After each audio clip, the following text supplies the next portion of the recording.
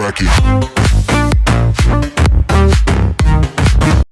Direktorat Mitras dan juga teman-teman dari Direktorat Pendidikan Vokasi, Bapak Ibu Kepala Dinas, Kepala Cabang Dinas, Kepala Bidang SMK, serta yang tidak kalah pentingnya adalah Bapak Ibu Kepala Sekolah SMK Pusat Keunggulan, yang pada sore hari ini bisa bersama-sama. Kalau kita amati dari data yang ada di sini ada 940 ini yang mengikuti kegiatan pada sore hari ini, luar biasa ini. Mudah-mudahan yang baru diumumkan tadi pagi juga bisa mengikuti ini, ya, sehingga tidak ketinggalan. Ternyata sangat cepat sekali informasi di kita pagi baru kita share, ternyata sudah ini Pak Dirjen. Alhamdulillah.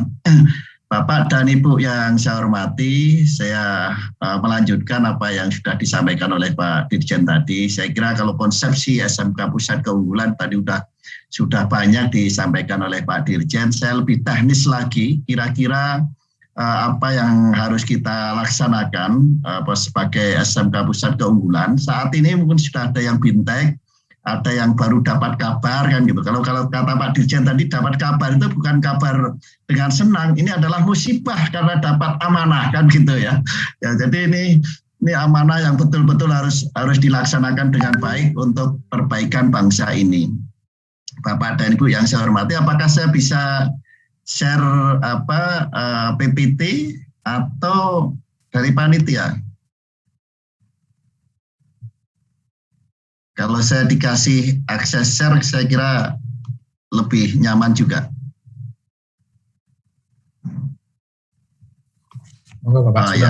Ya, alhamdulillah, terima kasih.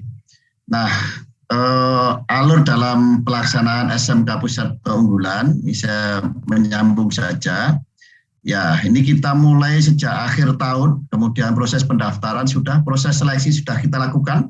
Proses seleksi kita laksanakan oleh tim bersama-sama dengan Forum Pengarah Vokasi, sehingga betul-betul bahwa pelaksanaan seleksi ini kita lakukan secara serius. Bapak Ibu pasti juga dengan wawancara dan lain-lain, sehingga ini adalah kerja keras dari Bapak Ibu semuanya, sehingga sampai mendapatkan bantuan untuk SMK Pusat Keunggulan ini. Nah, harapannya sebenarnya pada bulan April itu ada nota kesepahaman, tapi karena ada Lebaran dan lain-lain ini mundur. Insya Allah beberapa nanti di akhir bulan Mei ini kita akhir bulan Juni nanti nota kesepahaman dengan kalau dengan Kemendagri sudah ada, mungkin nanti dengan masing-masing pemerintah provinsi ya ini akan kita laksanakan.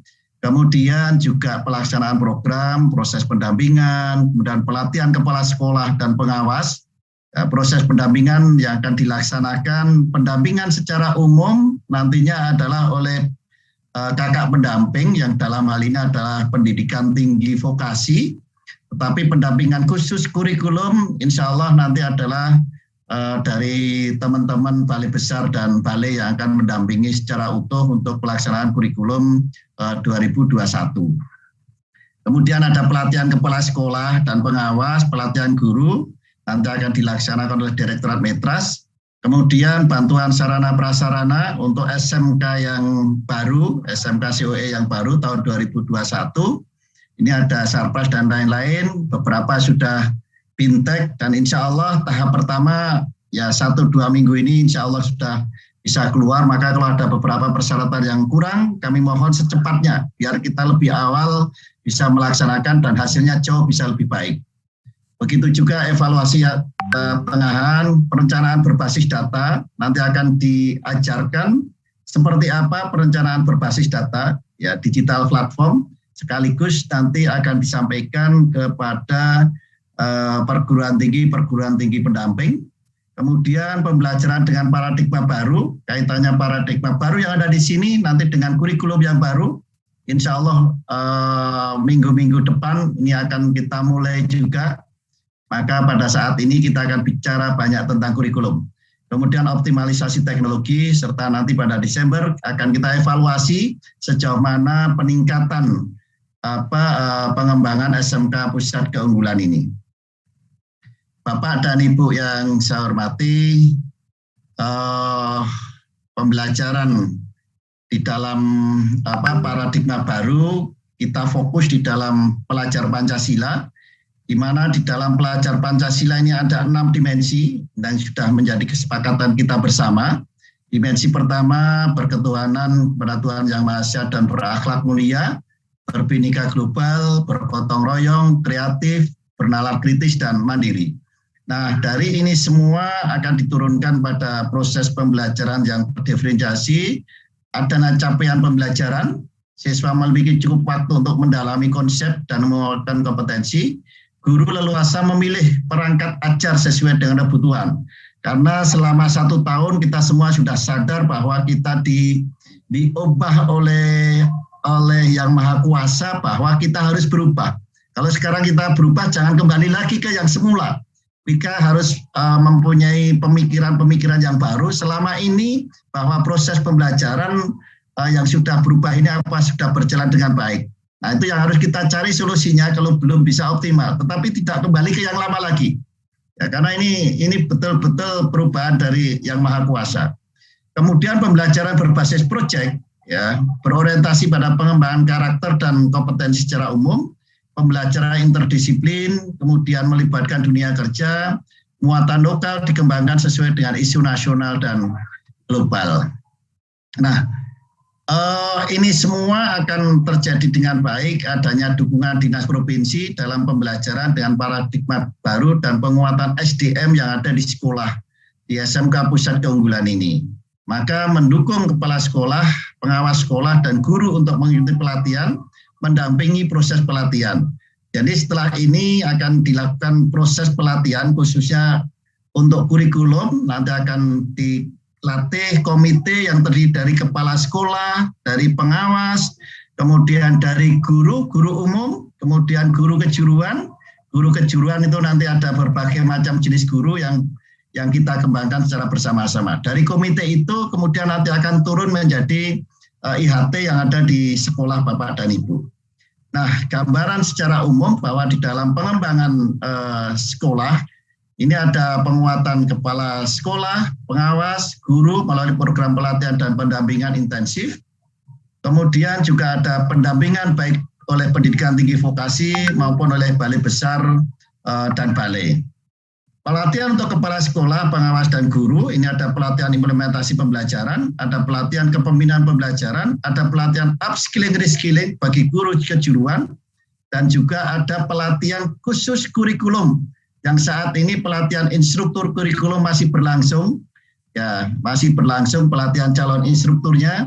Mudah-mudahan setelah instrukturnya terbentuk, minggu berikutnya, kalau nggak salah sekitar bulan 10-an kita akan memulai untuk pelatihan. Maka kami berharap masing-masing sekolah nanti bisa mengusulkan calon yang akan mengikuti pelatihan kurikulum yang direkomendasikan oleh dinas. Jadi semua yang diusulkan nanti mendapatkan rekomendasi dari dinas. Jadi itu yang kita inginkan, baik sekolah negeri maupun sekolah swasta. Kemudian pendampingan untuk kepala sekolah, pengawas, dan guru. Ini ada in-house training. In-house training itu bisa in-house training tentang kurikulum, ada in-house training tentang dari kakak pendamping. Nah, apa yang di in-house training kan dalam rangka mencapai 8 aspek plus I tadi yang di in-house training kan. Kemudian lokal karya bulanan, komunikasi belajar, dan program coaching. Kemudian implementasi teknologi, ini mendukung profil dan pengembangan kompetensi guru, pembelajaran guru, dan manajemen sekolah. Jadi platform teknologi yang dikembangkan nanti oleh Pusdatin yang akan kita gunakan secara bersama-sama, nanti proses manajemen itu adalah berbasis digital yang kita kembangkan. Kemudian lini masa pelatihan pembelajaran dengan paradigma baru untuk guru, proyek IPAS, informatika, dan kejuruan. Sebenarnya ini juga untuk guru-guru yang umum. Tapi kalau guru umum itu nanti dilaksanakan oleh Direktorat Jenderal GTK, Guru dan Tenaga Kependidikan. Tetapi kalau guru IPAS itu adalah ilmu pengetahuan alam dan sosial. Kemudian teknik, ini ada informatika. kemudian ada kejuruan, ini akan dilaksanakan oleh Direktorat Jenderal Pendidikan Vokasi. Nah, rakor ini pada hari ini kita laksanakan bersama-sama dengan Dinas dan Kepala SMK. Kemudian mulai hari ini besok nama peserta diunggah ke SIM PKB melalui operator SIM PKB. Kemudian verifikasi dan penyusunan usulan peserta oleh Direktorat Kemitraan, penetapan peserta oleh Direktorat Kemitraan dan pengkelasannya, penyelenggaraan pelatihan ini oleh Direktorat Mitras bersama-sama dengan Balai Besar dan Balai. Kemudian pada bulan Juli sebelum masuk, ini adalah IHT di sekolah. Nah, siapa yang ikut IHT adalah guru-guru yang belum ikut pelatihan di komite ini.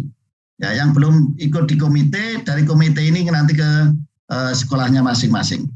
Bapak dan Ibu yang saya hormati, saya yakin akan ada pertanyaan kapan sebenarnya kurikulum ini dilaksanakan. Seperti tadi sudah disampaikan oleh Pak Dirjen bahwa kurikulum ini pada tahun ajaran baru ini kami berharap bisa dilaksanakan.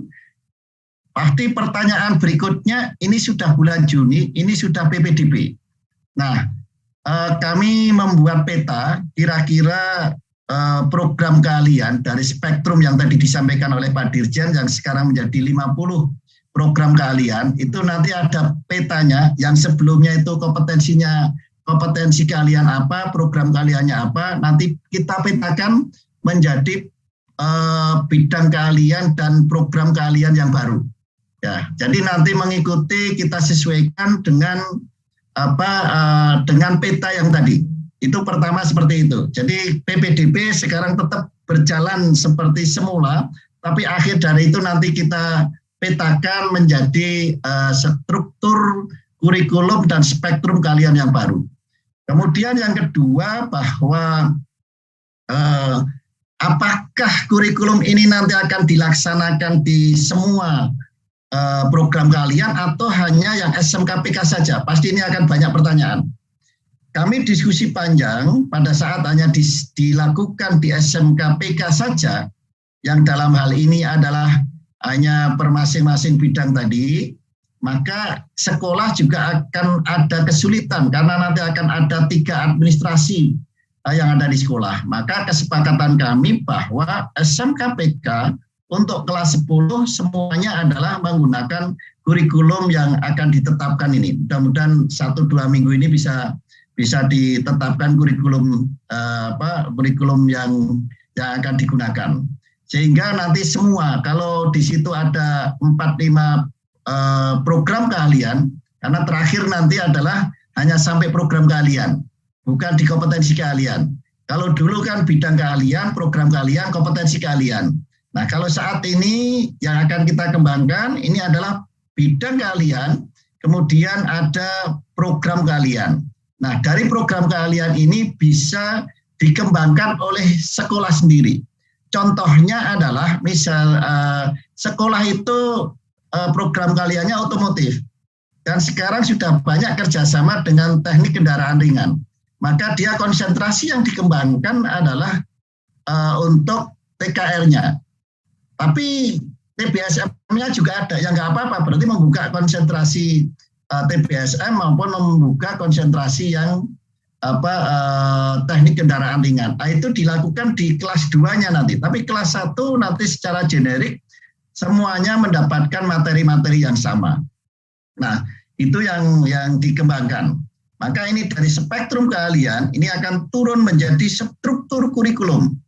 Dari struktur kurikulum saat ini sudah kita buat capaian pembelajarannya, kemudian pembelajaran dan asesmen serta perangkat ajarnya. Ini semua kita siapkan, mudah-mudahan dalam waktu yang tidak lama lagi ini bisa di-launching dan bisa digunakan secara bersama-sama. Nah, struktur kurikulum yang kita kembangkan yang tadi saya sampaikan, ini ada materi umum, materi kejuruan, dan seperti kata Pak Dirjen tadi, kita fokus kepada pembentukan soft skill. Di dalamnya adalah penguatan profil pelajar Pancasila dan budaya kerja.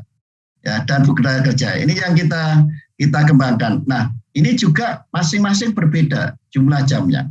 Matematika nanti lebih fokus ke matematika kejuruannya itu seperti apa. Bahasa Inggris kejuruannya itu seperti apa?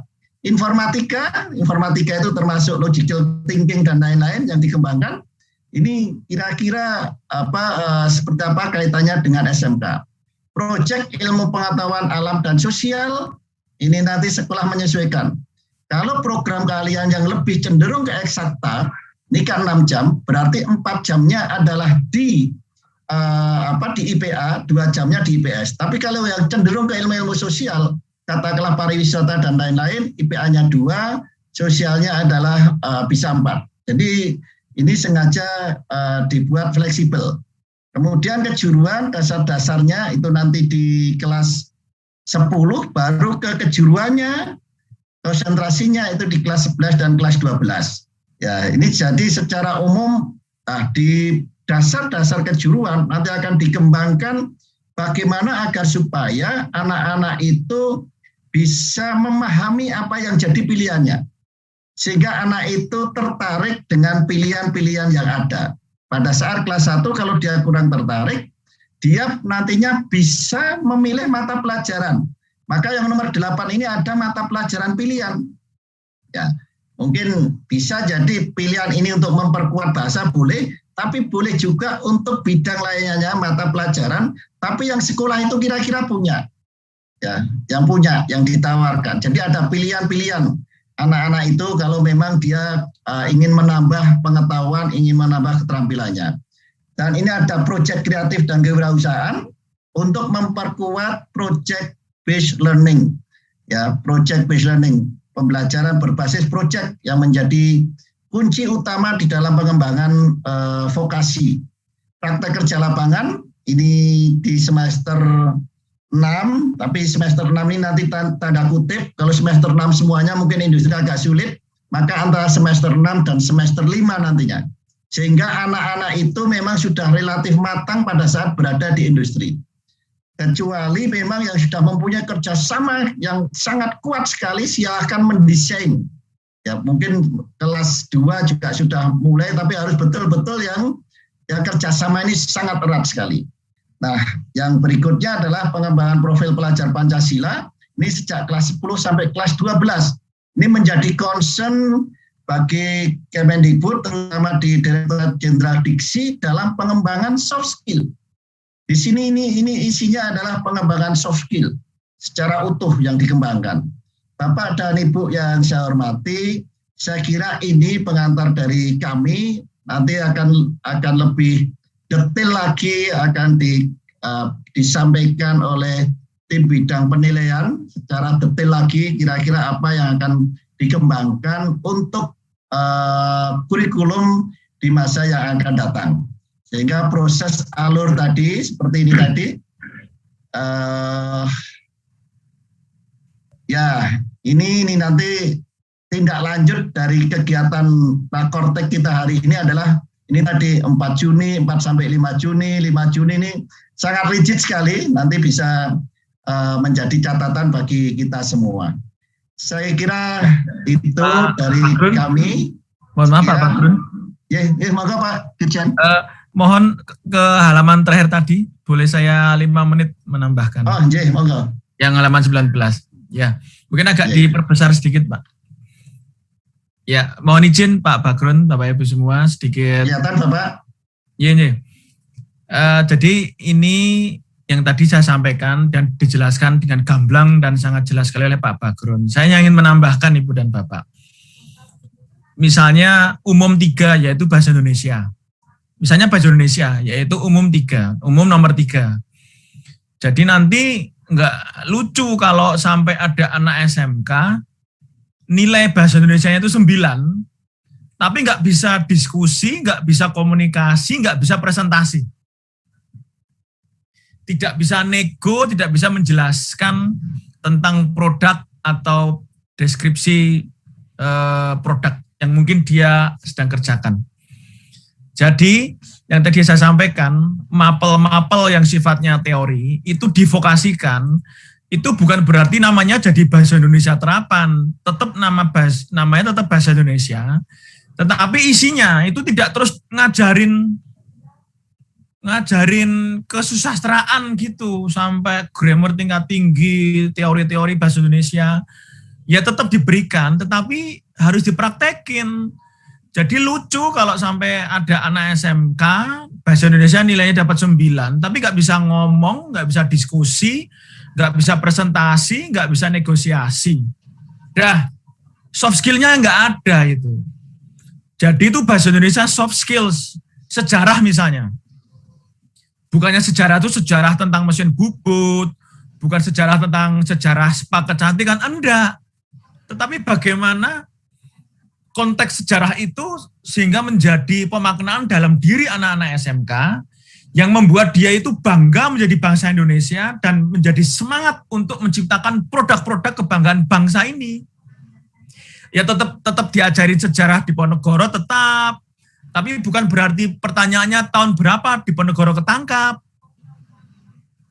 Nggak ada ujian kok tahun berapa Pangeran Diponegoro ketangkap, itu ujian dagelan kalau menurut saya. Jawabannya kalau nggak tahu silakan lihat Google, tanya Google pasti ada jawabannya. 1825, 1830, ketangkapnya 1830. Jadi pertanyaannya itu lebih kenapa? Jadi lebih kenapa perang Diponegoro dan perang Imam Bonjol atau perang Padri di Padang tidak terjadi di waktu yang bersamaan. Kenapa? Why? Nah, anak itu nanti biar mendalami sejarah itu hingga dia mampu berpikir kritis, mampu untuk membuat dia itu bangga pada bangsa ini. Oh, ternyata dulu tidak bersatu soalnya. Perangnya itu sendiri-sendiri, perangnya beda waktu. Coba kalau perangnya itu bersama-sama, meskipun di Padang sama di Jogja, pasti tentara Belanda terpecah dua dan habis sudah. Tapi karena perangnya beda, Belanda cuma fokus dulu ke Diponegoro, selesai, baru setelah itu ke Padang. Nah, disitulah berpikir kritis itu ditumbuhkan. Jadi guru-gurunya harus berubah, ini guru-guru SMK Pusat Keunggulan harus berubah. Kurikulum seperti ini, kalau jatuh ke tangan guru yang anak-anak selamat pagi. Sekarang buka halaman 5 sampai halaman 7. Baca, besok ulangan. Nah, ya, dagelan itu. Suruh ngapalin sejarah, dihafalkan seluruh tahun-tahunnya. Ya buat apa ngapalin tahun?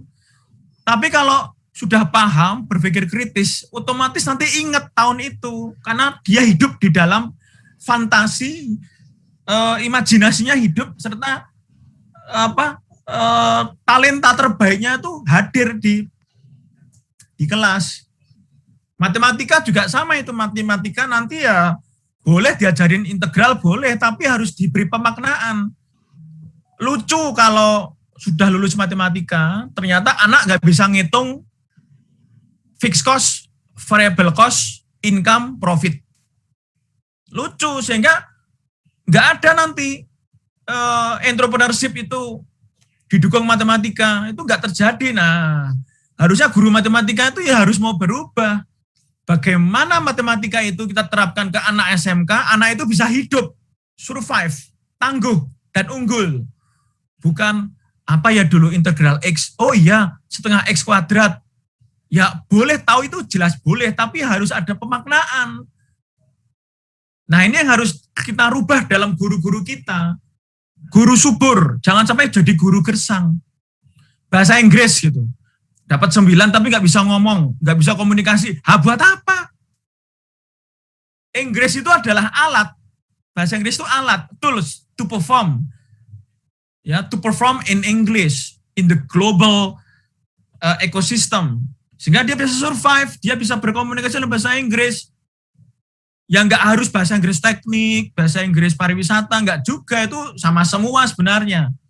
Apa bedanya sebagai FO, bahasa Inggris sebagai FO sama Inggris sebagai supervisor di pabrik? Kan mirip-mirip, cuman bedanya kalau di FO hotel agak sopan. Good morning sir, what can I help for you? Have you booked, have you reserved the room? Kalau di pabrik kan, a moment, so what can I do for you? Kan sama-sama grammarnya. Nah ini yang harus dipahami ini nanti oleh kepala SMK, kalau sampai guru-gurunya nggak mau berubah, nanti kakak pendamping perguruan tinggi pendamping itu akan ngecek lapor ke kami, Pak, guru di sana masih guru-guru kuno semua, Pak. Guru-guru di sana masih belum dong itu project based learning. guru-gurunya masih ngajarin teori-teori yang nggak jelas, ya sudah berarti alat nggak usah dikirim. Lah nggak memastikan lulusan kita itu hebat kok. Nah ini yang harus Bapak Ibu kepala sekolah itu paksa, kalau perlu guru-guru SMK Pusat Keunggulan itu harus mau berubah. Nah itu tadi ketika Pak Bagrun mengingatkan dapat SMK Pusat Keunggulan, malah alhamdulillah Pak Bagrun, ya salah. Loh ini jadi berat kok hidupnya. Jadi penuh tantangan kok, merubah mindset guru kok. Ya jangan alhamdulillah, justru bismillah. Terus itu nomor 6 itu, kejuruan nomor 6, proyek kreatif dan kewirausahaan. Itu mohon nanti bisa melihat link YouTube saya ya. Saya sudah bikin link YouTube untuk nomor 6 sama nomor umum 5 sejarah itu. Saya sudah ngevlog gimana sih project based learning itu diambil dari industri, masukin ke kelas, anak disuruh mengerjakan project dalam teamwork, dalam tim, sehingga hasilnya, produknya memuaskan industri yang pesen project. Kalau nggak memuaskan, nggak boleh lulus. Dan setiap mapel-mapel kejuruan itu selalu mengacu pada proyek kreatif. Bahkan guru bahasa Indonesia, ya, guru bahasa Indonesia yang U3 itu, umum 3, dia bisa memanfaatkan nomor 6 itu, kejuruan nomor 6, proyek kreatif, itu untuk ngambil nilai. Kan di dalam proyek kreatif, anak-anak akan presentasi ke industri. Akan presentasi setiap minggu rutin ke timnya itu. Anak-anak akan berkomunikasi dengan industri. Anak-anak akan berkomunikasi dengan guru-gurunya. Ya dari situ bahasa Indonesianya itu dapat nilai. Jadi mengambil atau mengevaluasi nilai bahasa Indonesia itu tidak hanya terus U3 itu, umum 3 itu ada ujian sendiri. Guru bahasa Indonesia itu bisa duduk sambil mengamati anak-anak bekerja dalam kejuruan 6 proyek kreatif untuk mendapatkan gimana, sudah bisa belum menerapkan kemampuan presentasi dan sebagainya, kan sudah ada proyek kreatif. Nah mungkin demikian, untuk yang kuning, profil Praja Pancasila Budaya Kerja itu ada sendiri nanti panduannya. Mungkin saya nggak akan sampaikan di sini ya Pak Bagrun ya, karena mungkin waktunya terbatas, tapi intinya adalah it's so challenging. Ini sangat menantang Ibu dan Bapak. Tetapi kalau niat kita, nawaitu kita untuk melihat Indonesia maju karena lulusan SMK yang hebat, lulusan SMK yang benar-benar menciptakan pilar kebangkitan Indonesia, legasi kita untuk Indonesia masa depan, maka tantangan di depan Bapak Ibu sekarang ini, mari kita ucapkan Bismillahirrahmanirrahim, mari kita tunaikan amanah rakyat ini melalui SMK Pusat Keunggulan 2021. Terima kasih. Kembali ke Pak Bagrun, back to you Pak Bagrun. Thank you. Maaf, saya menginterupsi. Ya. Terima kasih sekali. Jadi lebih jelas lagi apa yang disampaikan oleh Pak Dirjen. Betul-betul ini proses perubahan mindset yang harus kita bangun pertama kali. Iya. Tanpa perubahan mindset, maka tidak akan mungkin ini bisa tercapai dengan baik. Ya. Satu lagi Pak Bagrun, yang kejuruan 8, maaf, kejuruan 8, yaitu mata pelajaran pilihan. Itu nanti bisa saja anak Pak Bagrun ya, misalkan anak otomotif pengen belajar tentang digital marketing. Ya. Nah, maka ada mapel-mapel yang nanti disediakan oleh SMK, itu misalkan mapel digital marketing atau mapel bahasa Jepang kalau mau kerja ke Jepang, atau mapel bahasa Korea kalau mau kerja ke Korea. Jadi mapel-mapel pilihan kejuruan 8 itu adalah mapel-mapel untuk penguatan lebih lengkap anak-anak SMK kita. Dan jangan lupa Pak Bagrun dan Ibu dan Bapak semua, budayakan anak SMK itu membaca. Sehingga nanti literasi, numerasi, ketika nanti diukur PISA, jangan sampai kita nanti paling bawah lagi seperti sekarang ini. Sekarang ini SMK itu masih paling bawah Ibu dan Bapak kalau diukur PISA, untuk tes PISA. Itu nggak bisa disiapin mendadak, itu nggak bisa. Itu harus dibiasakan membaca, tapi paham. Dan bisa mempraktekkan apa yang dibaca. Tapi biasakan membaca. Maaf Pak Bagrun, kembali Pak Bagrun. Maaf, terima kasih. Ya. Makasih Pak Dirjen, sekaligus jawab beberapa pertanyaan di Q&A kelihatannya. Jadi sudah terjawab beberapa pertanyaan di Q&A itu. Saya kira itu, saya kembalikan ke Mbak Devi.